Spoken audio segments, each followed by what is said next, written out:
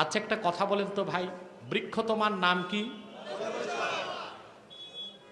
তো আমার বয়ান, আমার বক্তব্য, আমার ফতুয়া, আমার সিরাত, আমার সুরতি তো বলে দিচ্ছে আমি কোন বংশের, ঠিক কিনা? একটি বংশের রক্ত না, দুইটি বংশের রক্ত আমার দেহে। রসুল্লাহ সাল্লামের আপন চাচা হজরত আব্বাসের রক্ত আমার দেহে, আর রসুল্লাহ সাল্লামের প্রথম খলিফা আবু বকর সিদ্দিকের রক্ত আমার দেহে। আলহামদুলিল্লাহ, আমার পুরা বংশের সনদ সাজারা ইন্টারনেটে আছে, ক্লিক করে দেখে নিতে পারবেন। কথা বুঝতে পারছেন? শুধু লিখলে হবে আব্বাসি সাজারা মানে বংশ পরিচয়, সব চলে আসবে ইন্টারনেটে। কথা বুঝতে পারছেন?